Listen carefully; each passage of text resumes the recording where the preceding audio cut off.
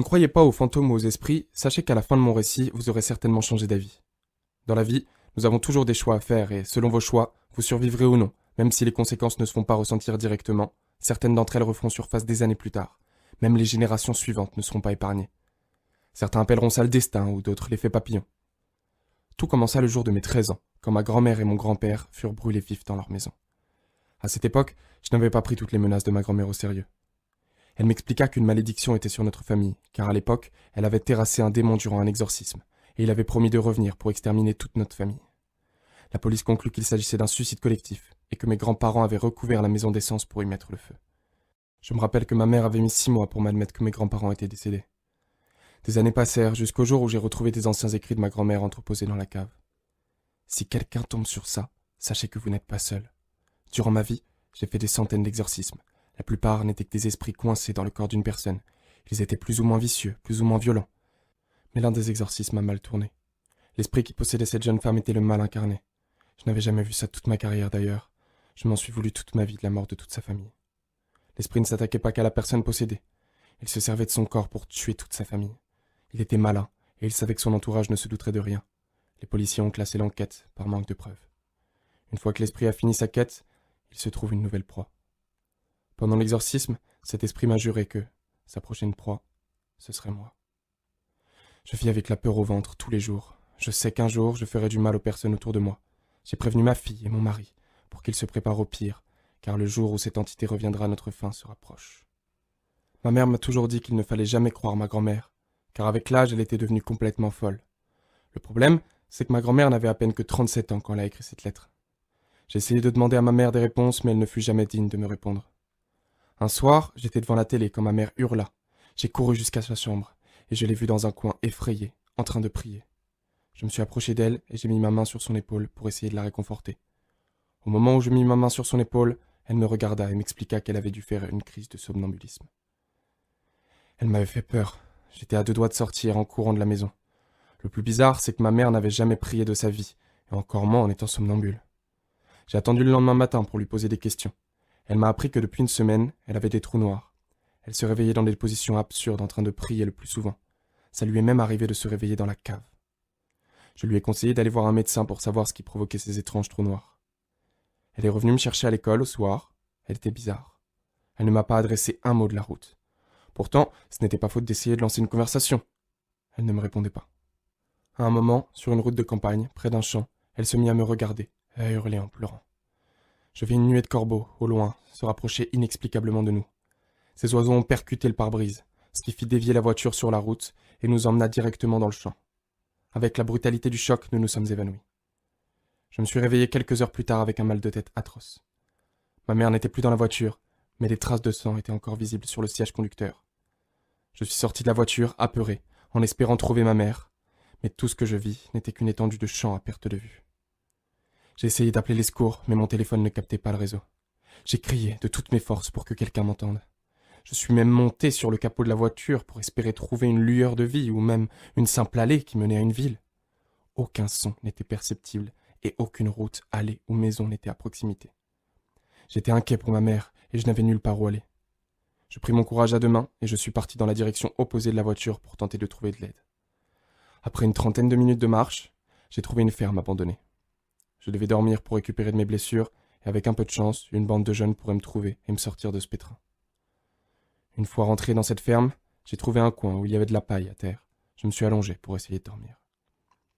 Après quelques heures de sommeil, j'ai été réveillé par un bruit assourdissant juste à côté de moi. Je me suis levé, en sursaut, et j'ai regardé tout autour de moi. Il n'y avait rien. J'ai fouillé la ferme pour savoir d'où provenait le bruit. J'ai avancé de pièce en pièce, jusqu'à trouver une tache de sang en face d'une porte. J'ai pris une grande inspiration avant d'ouvrir la porte. Un escalier menait à la cave. Je suis descendu. Une fois en bas, j'ai vu plein de cadavres d'animaux suspendus à des crochets. J'avais l'impression d'être dans l'antre du mal. Qui aurait bien pu faire ça? J'ai entendu des pas à l'étage supérieur. Je me suis enfui en courant de cette ferme. Je me suis enfoui dans le champ en essayant de trouver une route ou n'importe quel signe de vie. J'étais perdu et je ne savais même pas où était ma mère. Après de longues heures, j'ai enfin réussi à trouver une habitation. J'ai sonné, puis je me suis effondré de fatigue devant la porte. À mon réveil, j'étais dans un lit d'hôpital. Les habitants de la maison m'avaient emmené à l'hôpital, ils étaient juste à côté de mon lit. Je leur ai expliqué que ma mère avait disparu suite à un accident. Ils ont directement appelé la police pour qu'un policier prenne ma déposition à l'hôpital. Après avoir fait ma déposition, mon père est venu me chercher en pleurs. Il me prit dans ses bras et il essayait de me consoler. Une fois rentré à la maison, mon père me posa une question bizarre sur l'accident. « Est-ce que tu as vu des corbeaux ?» Je lui répondis. « Oui, juste avant l'accident, un groupe de corbeaux a foncé sur le pare-brise. Pourquoi cette question ?» Il rétorqua. « Ta grand-mère avait prédit l'accident. Quelque temps avant sa mort, elle faisait toujours le même cauchemar. Pendant celui-ci, elle voyait des corbeaux foncer sur le pare-brise d'une voiture, puis elle voyait un corbeau aux yeux rouges devant un immeuble dans la forêt, avant de se réveiller. Une fois rentré à la maison, j'ai pleuré toutes les larmes de mon corps. Ma mère était introuvable, et nous n'avions aucune piste pour la retrouver. Mais en réfléchissant de longues heures, j'ai repensé aux paroles de mon père. Ma grand-mère, dans son cauchemar, voyait un immeuble dans la forêt. La seule forêt aux alentours était celle qui entourait la ville de Bloodwood. J'ai pris mon sac à dos, une lampe torche, et je suis parti dans la forêt, à la recherche de ce bâtiment. Je n'avais jamais encore été dans cette forêt, mais j'étais déterminé à trouver ma mère. Je suis parti en pleine nuit, pour que mon père ne le sache pas. J'ai pris sa voiture, et je me suis garé devant l'entrée de la forêt. J'ai pris le sentier dans la forêt. Il faisait froid, et les bruits des animaux environnants m'effrayaient. J'ai marché pendant plus d'1 heure avant de trouver une église. Cette église avait l'air abandonnée. Je suis rentré à l'intérieur pour vérifier que ce n'était pas le bâtiment dont parlait ma grand-mère. J'ai poussé la porte de l'église, et je ne sais pas si ce que j'ai vu était réel, mais je vis plein de personnes sur les bancs en train de me regarder.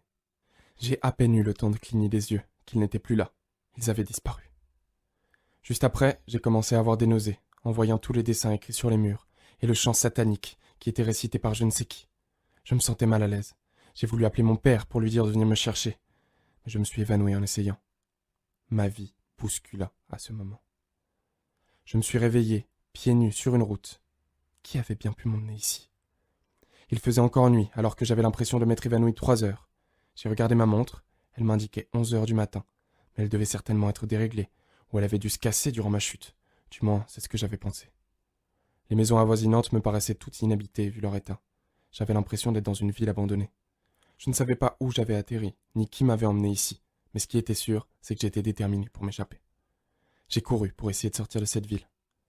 La ville était barricadée, des grillages immenses de la taille d'un immeuble m'empêchaient de sortir. J'avais l'impression que ces grillages n'avaient pas de fin. J'ai fait le tour de toute la ville en essayant de trouver quelqu'un ou une sortie, mais rien de tout ça n'avait l'air d'exister.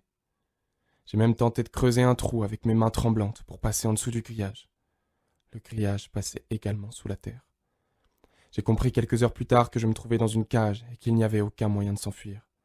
Le métal du grillage était tellement solide, j'avais beau tenter de le couper ou de le casser, il ne bougeait pas d'1 centimètre. J'ai erré dans cette ville pendant des heures, jusqu'à ce que je voie une lueur flamboyante au loin. Je me suis approché et j'ai vu des silhouettes. Par crainte, j'ai avancé doucement en me cachant. Je vis une énorme silhouette en bois brûlé. En face de celle-ci, il devait y avoir au moins une 50aine de personnes. Mais ces choses n'avaient pas l'air humaines. Ils étaient sombres, on aurait dit des ombres. Ces ombres étaient en train de prier et de réciter une chanson. Après quelques minutes, les ombres se levèrent, et ils ont avancé en direction du feu, jusqu'à rentrer complètement dans les flammes. Vous savez, dans la vie, du moins la vôtre, tout est explicable par la science. Du moins, c'est ce que vous pensez. Et quand un événement surnaturel apparaît, tout le monde essaie de se rassurer en essayant de trouver une réponse scientifique à ce qui vient de se produire. L'humanité se voile la face, en croyant que c'est la meilleure solution, alors que tous les problèmes n'ont pas forcément de solution. Si vous auriez vu ces silhouettes, vous comprendriez de quoi je parle. Après cette scène, je me suis directement réfugié dans une maison qui était d'ailleurs ouverte, et j'ai repensé à comment j'avais pu arriver dans cet endroit. Je me rappelais vaguement que sur les murs de l'église, il y était écrit des phrases en latin, et que quelqu'un récitait ces phrases.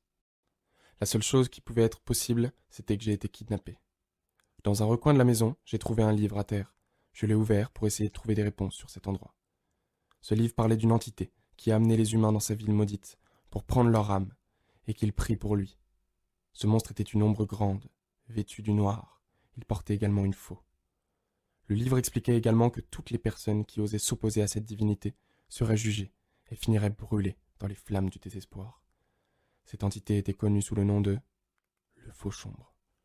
Peut-être que le livre disait vrai et que les personnes que j'ai vues devaient certainement prier pour cette entité. À la fin du livre, quelques phrases écrites à la main étaient lisibles. Ce monde n'est qu'illusion, mais la mort, le Fauchombre, est bien réel. Il peut rentrer en vous pour savoir quels sont vos plus beaux rêves, comme vos plus beaux cauchemars. Il enlèvera en vous toute votre part d'humanité, pour que vous soyez docile et fragile. Vous n'aurez plus d'identité. On vous appellera l'ombre. J'avais enfin compris que je n'étais pas arrivé ici par hasard. Je ne voulais plus m'enfuir de cette ville maudite. Mon but était de retrouver ma mère. J'ai été de maison en maison à la recherche de ma mère, mais je n'ai rien trouvé, jusqu'à ce que j'aperçoive le portillon d'une entrée d'une église, qui me rappelait étrangement l'église de l'autre fois. J'ai poussé la porte d'entrée, et l'intérieur de l'église était identique à celle d'auparavant, sauf qu'elle était délabrée. Les bancs étaient fissurés, l'écriture sur les murs s'était effacée avec l'usure. J'ai été dans la pièce un peu plus loin, et j'ai trouvé des archives. Il y en avait plein, mais l'une d'elles a retenu mon attention. Il parlait des sœurs du désespoir. Ces sœurs auraient été violées, puis le fauchombre aurait cousu leur bouche pour ne plus qu'elles puissent parler. D'après l'archive, les sœurs du désespoir seraient des âmes supérieures. C'est eux qui se chargent d'amener les personnes dans ce lieu maudit. En lisant quelques archives, j'ai appris qu'une trappe nous permettrait de descendre dans les abysses de la ville. La trappe se trouvait juste derrière un banc. Un mécanisme permettait d'ouvrir celle-ci. Après avoir actionné le mécanique, la trappe s'ouvrit et je vis un grand escalier en métal qui descendait. Je suis descendu, marche après marche. Je ressentais une présence près de moi. Après avoir descendu une dizaine de marches, la porte de la trappe se ferma brusquement derrière moi. J'ai descendu les marches en m'appuyant sur le mur de droite. Je n'ai pas allumé ma lampe directement par peur que quelqu'un me voie. Ma lampe aurait pu avertir les ombres de ma présence. Je suis descendu tout en bas des marches, et je suis arrivé dans une pièce. J'ai allumé ma lampe et j'ai senti quelque chose derrière moi. Je me suis retourné, et je vis une ombre obscure et terrifiante juste en face de moi me fixer. Elle avait mis un doigt devant sa bouche, comme pour me dire de me taire. Effrayé, j'ai couru à l'opposé. J'ai avancé de pièce en pièce sans me retourner. Après l'avoir semé, je me suis caché dans un placard. Je m'étais caché pour réfléchir à comment m'enfuir de ces souterrains. D'ailleurs, ce placard était répugnant. Il était rempli de cafards et de bêtes en tout genre. Le seul problème, c'est que je n'avais aucune idée de la taille de cet endroit, et je ne savais pas non plus s'il existait une sortie. J'ai regardé par le trou de la serrure, pour vérifier qu'il n'y avait pas d'ombre. Et ce que je vis fut encore plus terrifiant. Une femme habillée en noir était à 5 mètres de moi. Elle avait la bouche cousue et une dague dans la main droite. J'ai attendu quelques minutes, jusqu'à ce qu'elle parte. Je suis sorti du placard en vérifiant que personne n'était aux alentours, et j'ai marché discrètement de pièce en pièce pour ne pas être aperçu. Je suis rentré dans une pièce où je marchais sur des barreaux, et j'ai été effrayé par un cri. C'était une femme, emprisonnée juste en dessous de moi. Elle ne parlait pas ma langue, mais elle me fit comprendre que je devais la libérer, en me montrant une clé qui était juste à côté de moi. Je pris la clé. À côté d'elle, il y avait des milliers de corps humains qui étaient entassés, mais je lui faisais confiance vu qu'elle n'avait pas l'apparence d'une ombre.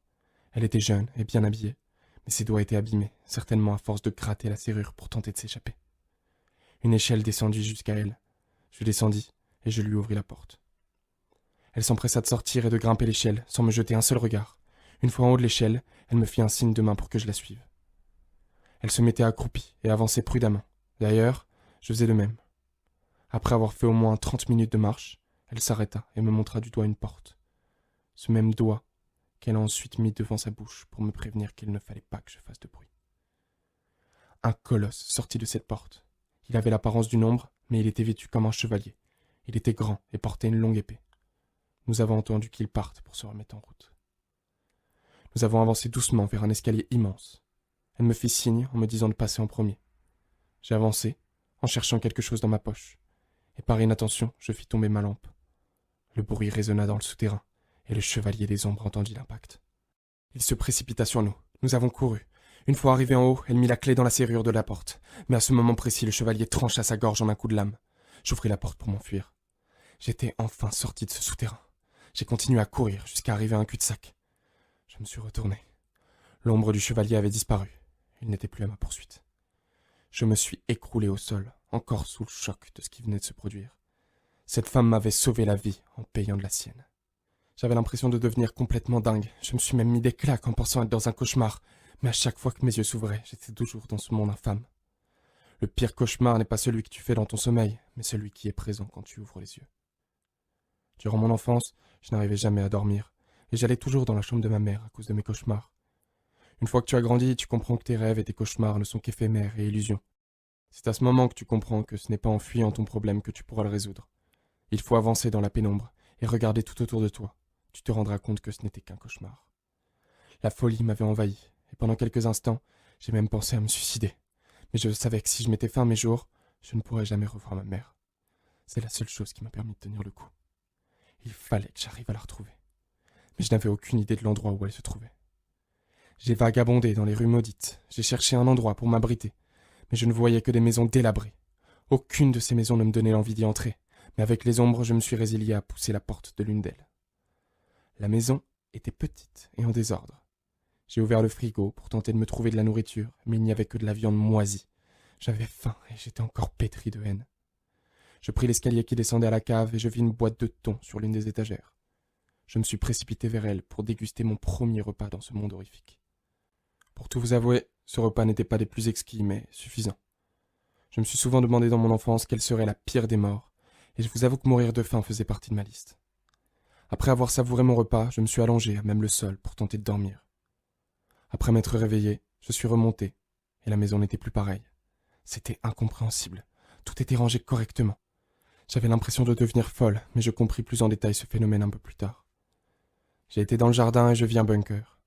Je suis rentré dans le bunker et je vis le cadavre d'un homme à terre. Sa tête était éclatée par l'impact du fusil qu'il avait retourné contre lui. Cet homme s'était suicidé. À côté de lui, il y avait un livre. Ce livre s'appelait « L'illusion du Fauchombre ». Dans ce livre, l'auteur nous expliquait que l'entité Fauchombre pouvait créer une faille temporelle qui lui permettait d'amener ses victimes dans un monde parallèle au leur. Une note était écrite à la fin du livre. Les créateurs sont bien réels. Fauchombre va s'amuser avec vous jusqu'à vous rendre fou. Il connaît vos peurs ainsi que vos désirs. Il vous manipulera tant que votre âme luttera. Vous n'aurez plus alors que deux options, la folie ou le suicide. Mais surtout, ne faites aucun bruit. Le livre expliquait aussi qu'il ne fallait jamais faire de bruit, car vu que ce monde est silencieux, si vous faites du bruit au mauvais moment et au mauvais endroit, les ombres sauront que vous êtes là. Après ce texte rassurant, je suis ressorti de ce bunker, bien sûr avec l'arme du cadavre ainsi que sa lampe torche. J'avais pensé que cette arme m'aurait permis de me défendre face aux ombres. J'avais remarqué l'entrée d'une grotte, un peu plus loin, au nord. J'avais envie de croire que cette grotte me permettrait de sortir de cette ville hantée. J'ai marché jusqu'à cette grotte. Quand je suis arrivé à l'intérieur de cette grotte, j'ai avancé difficilement dans la pénombre, avec l'aide de ma lampe. Une odeur putride se dégageait de cette grotte. Je vis une lumière blanche au fond de la grotte. Cette lumière blanche était en fait un reflet du soleil. J'entendais des bruits tout autour de moi. Ces bruits se répétaient de plus en plus, jusqu'à ce que je vis la chose qui faisait ces bruits. C'était un monstre de petite taille, avec des griffes acérées, qui se déplaçait en sautant. J'ai pris mon arme pour tenter de lui tirer dessus, mais j'avais du mal à le viser. Il se déplaçait tellement vite. J'ai dû gaspiller au moins une dizaine de munitions avant de le tuer. Cet animal n'avait pas l'apparence d'une ombre. Il était bel et bien réel, d'ailleurs.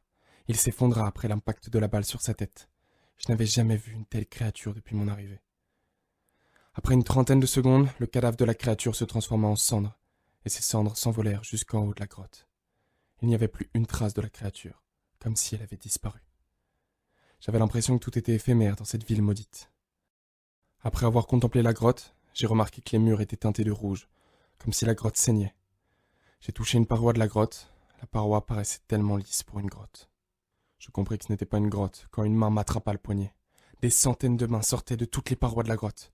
Ceux près de moi essayaient de m'attraper. Je ne pouvais pas attraper mon arme, donc je me suis débattu comme j'ai pu. Ces mains étaient froides et ils avaient de longs ongles. Après m'être débattu, j'ai réussi à me sortir de leur emprise, et j'ai foncé directement vers la sortie de la grotte, mais il n'y avait plus aucune issue. La grotte avait bougé, et des mains sortaient de tout partout. Je n'étais plus que dans une pièce, où des mains venaient du sol, du plafond et sur les murs. J'ai pris mon fusil pour essayer de détruire ces immondices, mais à chaque fois que j'en abattais une, 3 autres revenaient. À bout de force, j'ai fini par me faire attraper par cette vague de mains. Ils m'ont collé à la paroi en appuyant sur mon dos jusqu'à ce que je m'étouffe. Je n'arrivais plus à respirer, et j'ai perdu connaissance. Je me suis réveillé sur une table d'opération. Une ombre était juste à côté de moi. Elle avait un couteau dans la main droite. Elle s'approcha dangereusement de moi. J'ai tenté de me débattre, mais des chaînes me retenaient. Il était impossible pour moi de m'échapper. Il me coupa un bout de peau sur ma main droite. Il prit un fer brûlant et me le mit sur ma main droite. J'ai hurlé de douleur et j'ai même prié le Seigneur pour qu'il arrête, mais il était déjà trop tard. La marque de l'ombre était en moi. Après qu'il ait fini, les chaînes disparurent et il en fit de même. Je me suis réveillé dans la cave où j'avais dormi une autre fois. Je pensais au début avoir dû faire un mauvais cauchemar, mais j'ai compris que ce n'était pas qu'une illusion. La marque de l'ombre était sur ma main droite. J'avais lu un passage dessus dans les archives, mais je ne vous en ai pas parlé à ce moment, car je doutais de l'importance de vous en parler. Cette marque est la marque du Fauchombre. Il était spécifié dans les archives que la marque de l'ombre permettait à Fauchombre de manger votre âme. Après que cette marque vous sera posée, vous n'aurez plus que 13 jours avant de devenir un admirateur du spectre. Lorsque vous aurez passé ces 13 jours, votre âme aura disparu, ainsi que toutes vos connaissances. Votre corps disparaîtra et vous deviendrez une ombre. Cette ombre sera dépourvue de sentiments, de mépris. Vous ne servirez plus qu'à servir le maître. Avec toutes les choses surnaturelles auxquelles j'avais été confronté, je savais pertinemment que cet écrit était fiable. La marque sur ma main droite affichait le chiffre 13. Je devais à tout prix sortir de ce cauchemar. Je suis monté, et les meubles ainsi que les tableaux avaient encore bougé. Je suis sorti de cet endroit. Il n'y avait toujours pas de soleil, la lune était pleine. Ce lieu maudit n'avait pas de cycle jour et nuit. Dans cet endroit isolé, il faisait un froid glacial. Le pire, c'est que je ne pouvais même pas me repérer au bâtiment, car dans la pénombre, tout se ressemblait. Si vous aviez le malheur d'allumer votre lampe, une ombre viendra vous chercher. En plus, les atrocités de ce monde m'avaient appris qu'il fallait se méfier de tout, car un faux pas, un bruit, pourrait anéantir mon existence. Vous ne comprendrez pas tant que vous n'aurez pas vécu, du moins vu ces ombres. Dans votre vie, c'est vous le prédateur. Mais quand vous deviendrez la proie des ombres, vous paniquerez jusqu'au restant de votre vie. J'ai marché pendant de longues heures dans la même allée, puis j'ai trouvé une grande bâtisse qui avait résisté aux envahisseurs. Je m'y suis abrité. Cet immeuble était immense, il y avait une statue de corbeau à l'entrée. Une fois rentré à l'intérieur, j'ai compris que c'était un hôpital. Il y avait des chambres partout dans le bâtiment. Je me suis aventuré dans chaque pièce pour tenter de trouver des documents, expliquant plus en détail cette fameuse marque. Mais à la place, j'ai découvert autre chose. Dans un bloc opératoire, j'ai trouvé un corps, inerte. Ce corps était complètement mutilé. C'était le corps d'une femme. J'avançais, peu à peu, vers son visage. Ce visage était celui de ma mère. J'ai pleuré toutes les larmes de mon corps. Je me suis assis auprès d'elle et je lui ai parlé. Ma mère était décédée, mais le fait de lui parler me faisait du bien. Son enveloppe corporelle était complètement déchiquetée. Elle avait dû souffrir avant sa mort. Les entailles étaient grandes. C'était certainement l'œuvre de la faux. Maintenant, je ne voulais plus sortir de ce cauchemar. Je voulais le combattre. J'avais perdu la personne la plus chère à mes yeux. La vengeance était mon seul objectif. Le Fauchombre avait beau être une entité, je savais comment je pourrais le détruire. Je devais combattre le mal par le mal. J'avais ma petite idée pour tous les envoyer en enfer. Je devais les brûler. Ma mère avait également subi une trépanation avant son décès, vu le trou sur son crâne. J'ai été dans sa poche pour prendre son briquet. Mon âme était déjà sombre, je n'avais plus rien à perdre. J'ai tenté de sortir de l'hôpital pour me diriger vers un garage que j'avais aperçu près de l'hôpital. Avant de sortir de l'hôpital, j'ai vu quelque chose à travers la fenêtre. Des centaines d'ombres traversaient l'allée. Il y en avait qui passaient juste à côté de la fenêtre. Je ne devais pas me faire repérer. En reculant de la fenêtre, j'ai tapé contre un jouet à terre. Ce jouet s'est activé et a commencé à diffuser une musique. Les ombres se sont approchées de la fenêtre et ils m'ont vu.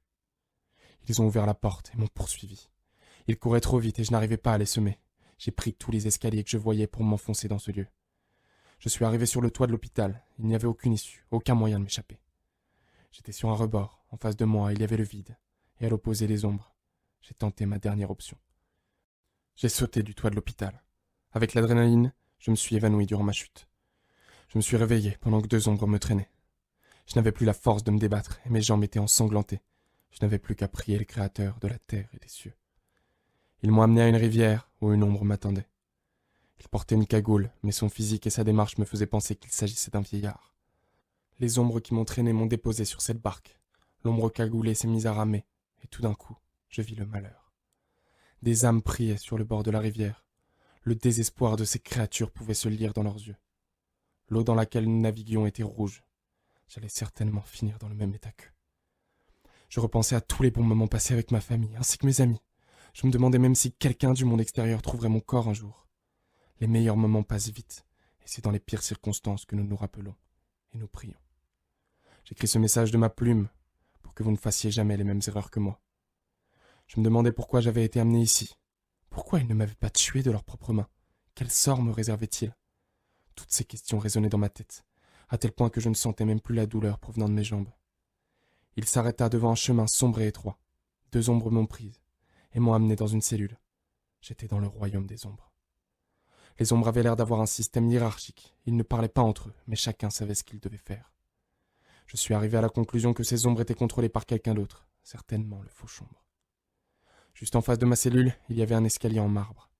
En haut de celui-ci, plein de têtes décapitées étaient apparentes. Je voyais cet endroit depuis ma cellule. Ce n'était certainement pas fait par hasard. J'avais faim. Mes jambes étaient broyées et j'étais fatigué. Mais il était impossible de m'endormir dans les entrailles de la bête. La peur envahissait chaque parcelle de mon corps. Après quelques heures, une ombre est venue me chercher. J'avais les mains tremblantes et le teint pâle. Il m'a emmené devant un spectre avec une grande hache. Cette hache était teintée de sang frais, tellement frais qu'il dégoulinait encore. Ils m'ont attaché et mis à genoux, la tête sur un présentoir. J'ai compris ce qui allait arriver. Le bourreau leva sa hache tranchante et me trancha la gorge. Je me suis réveillé en sursaut. J'étais dans la forêt. Tout ce qui s'était passé n'était qu'un cauchemar, mais j'ai vite compris que ce n'était pas fini quand je vis la marque de l'ombre sur ma main, ainsi que mes blessures. Ma peau portait la marque des ténèbres. J'étais devenu une ombre. Je suis devenu une âme putride qui vagabonde dans la forêt maudite. Mes lèvres sont cousues et je n'ai plus que cet écrit pour continuer d'exister. Je suis devenu un instrument du mal. Je sens la folie m'envahir. À chaque seconde qui passe, je perds de plus en plus le contrôle. J'entends des phrases dans ma tête, je ne pourrai plus tenir très longtemps. Je préfère me donner la mort plutôt qu'assouvir le mal. J'ai écrit tout ce qui s'était passé. Si quelqu'un trouve ce livre un jour, utilise mes connaissances pour t'échapper de cet endroit maudit, et surtout ne fais aucun bruit. Dites à ma famille que je l'aime. Tout ce qui est écrit n'est pas le fruit de mon imagination, mais bien la réalité. Arrêtez d'être ignorant. Le cauchemar n'est pas une illusion. J'ai retrouvé ce livre en me promenant dans la forêt, et je suis parti chez un bibliothécaire pour apprendre le nom de l'auteur. Mais le problème, c'est que cet ouvrage n'existait dans aucun registre. Je suis allé dans les archives pour vérifier qu'il ne s'était pas trompé. Ce livre n'était pas une fiction. Cette famille existait réellement.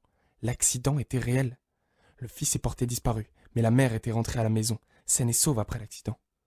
13 jours plus tard, sa mère assassina de sang-froid son mari avant de brûler la maison.